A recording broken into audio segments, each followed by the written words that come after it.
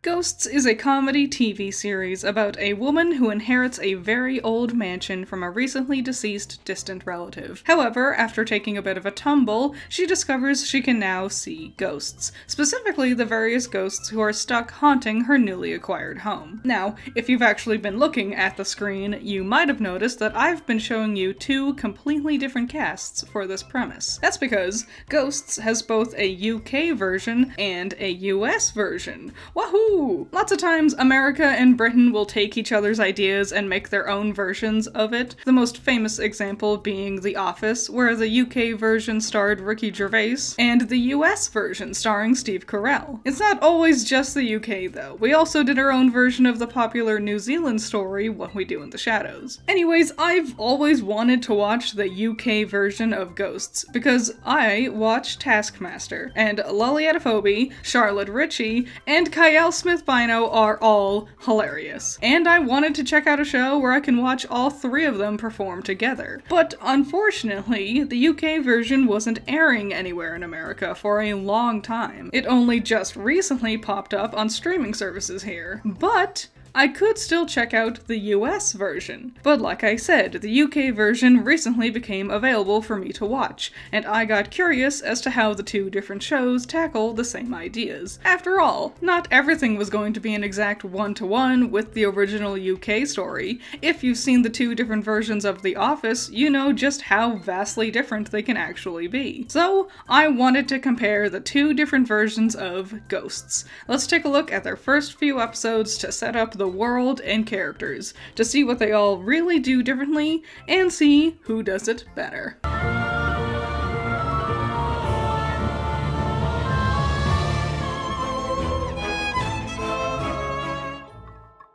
First things first, let's tackle the titular ghosts of the Ghosts. There are some characters who are directly inspired by the original UK version of the show. Starting off, in the UK, we have the Captain, a World War II officer who died in 1945. I am the very model of a modern Major General. I'm information vegetable. Where his Americanized counterpart is Isaac, a Revolutionary War captain who died in 1777. And a guy dressed like Hamilton. Hamilton? How do you know about Hamilton? While both play roles of leader for the first two episodes of their shows, their personalities are very different. The Captain is generally very stern, often barking orders and putting down those around him, while Isaac is much more of a foppish sort of dandy type of character. He's jolly and easygoing. I like how both represent rather monumental wars for each country their story is set in. Honestly, other than their war occupations and their affinity for men, the two really aren't comparable. Yes, he'd make a very fine soldier. Indeed, he'd have made a fine militiaman. On the flip side, we have two characters who are the most like each other across the shows. UK's Pat, a scoutmaster who died in the 80s. What on earth is that? Now, that is the front bit of a television. I don't know where the back bit is. Versus Pete, who's also a scoutmaster who died in the 80s. The song from the movie Ghost to scare them, huh? Kind of thematic, right? You know we don't know what that is, Pete. Oh, right, the movie thing. Both of their gimmicks are the same. They're very kind and polite and welcoming, and I think they're both some of the best parts of their respective shows. Well, this part of the building You're not is real. only... Well, we're not alive, but we are... I can't hear you. Well, clearly you can, because... No, I can't. Just like to welcome You're not you real. to... I mean, I'm not technically alive, but I am real. No, you're not. You're answering me. No, I'm not. Then we have the ladies who originally owned the house, and is our main ghost-seeing heroine's direct ancestor. The lady Fanny, who died in 1912, Look, this is my house, and I shall do what I like. It was mine first. No, that's the land. versus Hetty, the robber baroness who died in 1893. My pride and joy.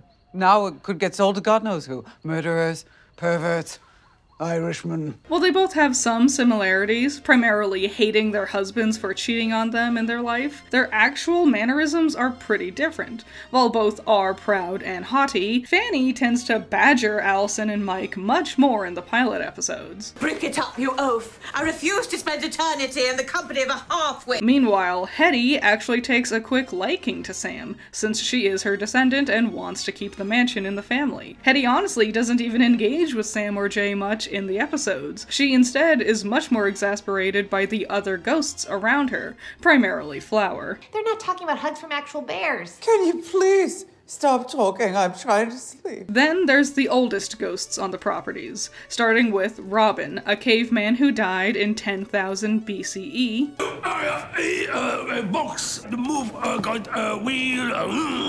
It's a motor car. And Thorfinn, a Viking who died in the year 1007. Oh, it's one of those, how you say it's a ship on land. Land ship! Land ship!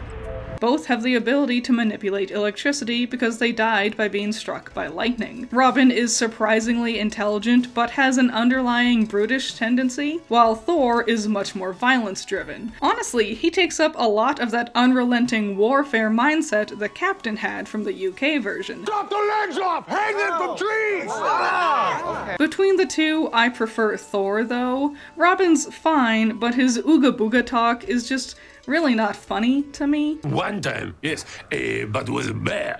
Oh, because bear was like, "Rah!" and I'm like, ah! And Then there's the newest ghosts in the group. Both are businessmen who unfortunately died without any pants on. Julian, a member of parliament who died in 1993. You stopped a war? No, I stopped a crisis by starting a war, as it happens, but you know, that's not the point. And Trevor, a stockbroker who died in 2000. What is the movie again? It's the play that they project on a screen. We've been through this. Both have the ability to lightly touch objects and even move them given enough time. They both use this power to type on laptops to look up information. And Julian uses this power to look himself up and ends up upset because he doesn't like how he's gone down in history in a negative light.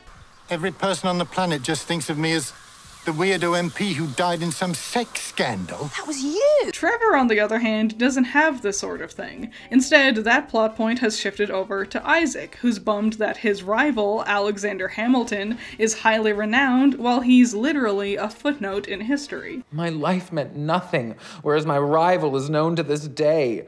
There was even a musical about him. No, Trevor sort of just has this frat bro personality, sort of adopting one of the gimmicks from one of the other ghosts that didn't get translated to the Americanized version. Not all ghosts ended up being the exact same with the switch over. The UK version also had Thomas, a poet who died in 1796, who was also super horny on Maine. Romeo and Juliet, but specifically the bit where he's already dead and she kills herself to be with him.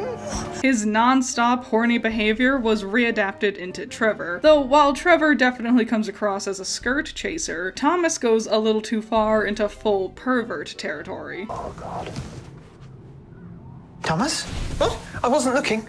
And anyway, I couldn't see anything, so... Right. Then there's also Kitty, a noblewoman who died in 1780.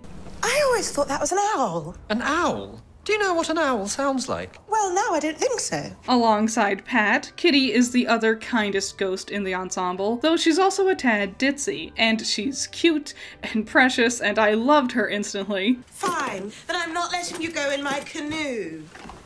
Finally, there's Mary, a peasant who died in 1612. Renounce Satan, witch! Okay.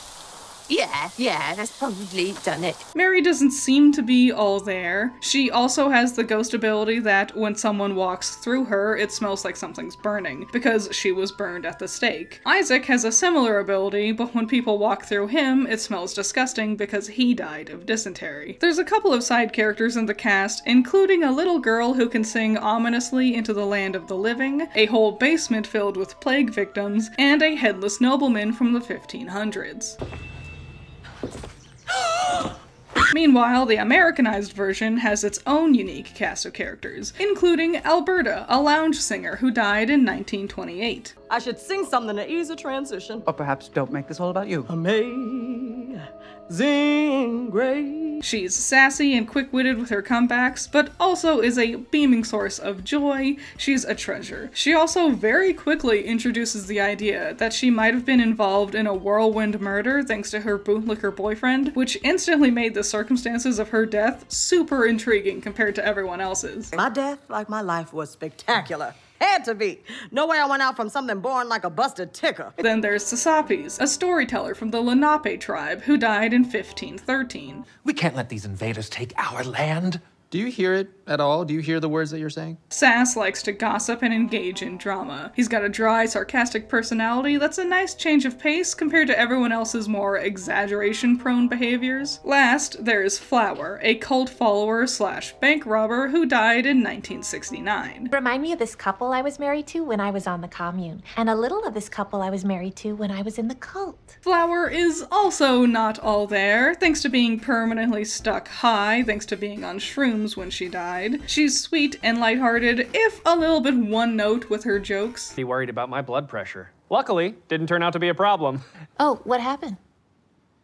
There's we've been through this. Of course, they have their own other side characters too, including their own basement filled with plague victims and a headless greaser who died in the 50s. Well on, held for reasons unknown to So both casts have a lot of things in common, and a lot of differences. Personally, I tend to prefer the American cast a lot more. The UK's ghosts have a majority of them feeling kind of samey. They're almost all nobles of some sort. A lot of them are older folks who lean towards being more irritable. A few smutty jokes. Keep it light.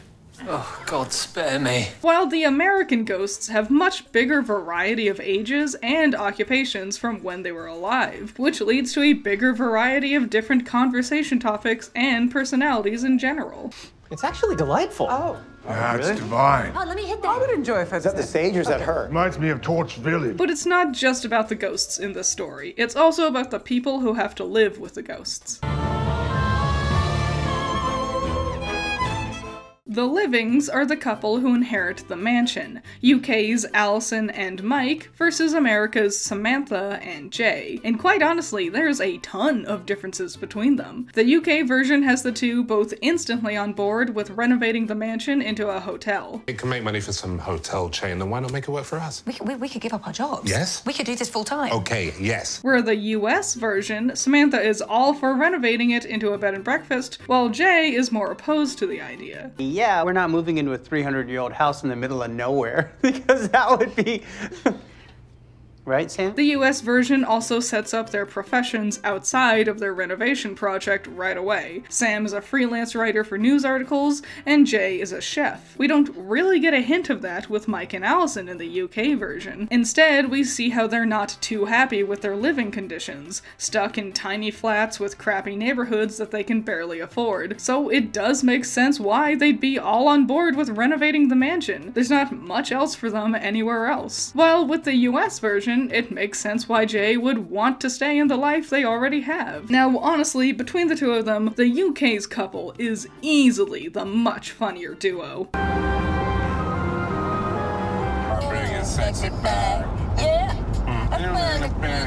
They're just naturally hilarious in every scene they're in. Quite frankly, the American couple doesn't even hold a candle to them. I mean, they're funny in their own ways. Do you think it's load-bearing? What is this? What are you doing? Do you even know what sound you're listening for? But it's not nearly as consistently funny as Mike and Allison. On the flip side, though, Jay and Sam are much more romantic with each other. So I guess it depends on what kind of vibes you're looking for with your show. If you want funny goofies, go with the UK. If you want cutie sweeties, go with the US. Alternatively, while the UK's livings are funnier, I think their ghosts tend to be very melodramatic. While with the US version, while the livings aren't as funny, the ghosts tend to be much more hilarious. The list was closed for Diddy's white party. We keep bugging her. What kind of party? What is Diddy? It's a jaunty little song. Which I think is interesting. And while we're on this topic, I think it's best to just domino right into our next section.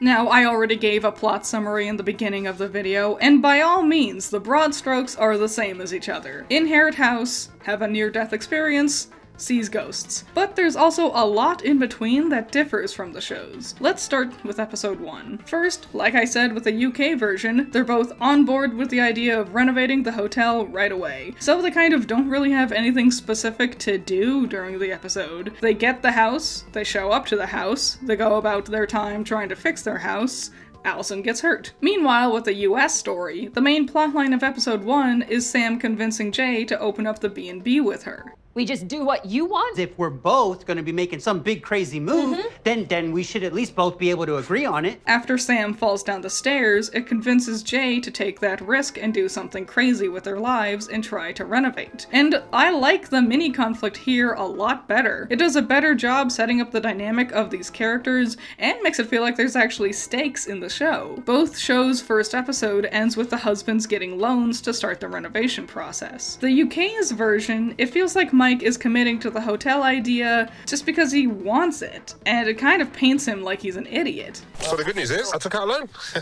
What? Yeah, I took out loans, some loans, paid some deposits. Now, I know British comedy often has the duo of the dopey one and the witty one, and that's like a classic of UK comedy. But it does really mean this moment feels a lot less impactful than the US version. We're doubling down, baby! I maxed out the credit cards. I cashed in the IRA despite the very vocal objections of my father. This feels like a victory for our characters, an exciting next step rather than a buffoonish chain of events. On top of that, the consequences of the girls' falls were different too. The ghosts in both versions wanted the couple out because they didn't want their home filled with strangers thanks to the renovation ideas. Both ghost crews attempt to haunt the couple away, and both end in failures.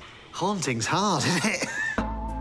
Haunting is hard! Afterwards, Julian intentionally pushes Allison out of the window, presumably in an attempt to get them to move out, though I don't really know why he chose to do this, because he could have just accidentally killed her, and that wouldn't necessarily fix their problem, whether her ghost stuck around or not. I took a decision to... Pushy or no pushy? Robin, let me ask you this. What was the context? While in the US version, it was an accident. Trevor was successfully trying to push over the vase that he wasn't able to do before, but Sam steps on it by accident and falls down the stairs. I didn't mean for her to trip and fall.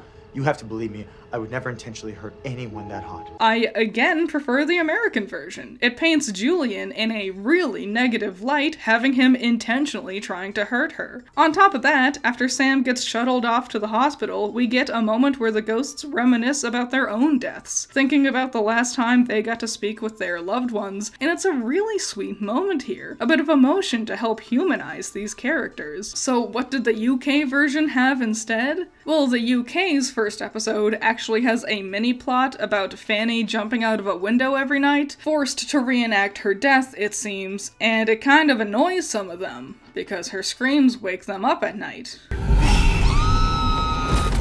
Oh, for heaven's sake. I mean, okay, like, it's fine. It sort of feels like a middle-of-the-season plotline, though, right? It just goes to further paint the UK ghosts in a negative light. While the American ghosts are reminiscing about their families, the UK ghosts are quibbling about mild annoyances, and it doesn't stop there, because we get the revelation that the new homeowner can see the ghosts, and little thing, I also prefer how the US version handled this reveal. Oh. You're dressed kind of nice for a construction worker. Hey, babe. You should be wearing a hard hat. Allison, he's not wearing pants. You notice the hard hat, but not the pants? At least Trevor was standing behind something, so Sam couldn't tell. The second episode of the shows have the plotline where the different ladies try to ignore the ghosts, thinking it's just a lingering side effect from her injury, until she can't deny it anymore and has to accept the fact that she can see ghosts. And the way these two episodes go about are really completely different from each other. Firstly, the UK version has a much bigger emphasis on trying to lean into the horror styles of playing with a ghost concept.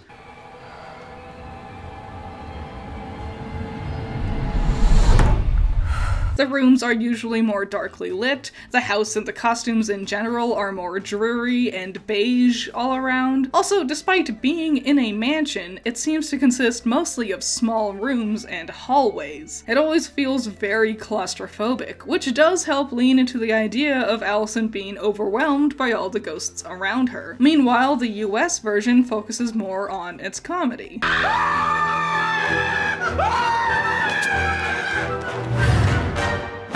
The sets are more flatly lit, the colors are more saturated, and there's more variety of colors across the costumes of all the different characters. And the mansion feels appropriately mansion-y. The rooms are wider, but that does mean the cast needs to really spread out to feel like they're closing in on Sam. Once the ghosts realize the woman in their lives can't see them, both shows' characters decide they can use this opportunity to reach out to her in new ways. The UK version continues its initial plan of forcing the couple out. Now, instead of haunting them, they start relentlessly badgering her non-stop. Get out, get out, get out, get out, get out, get out, get out, get out, get out. Even Pat and Kitty's kindness is shown to be a bother to Allison. She spends a lot of her time screaming, panicking, and being frustrated by the non-stop pestering from the ghosts. Be Mary, Mother of God! Oh my God.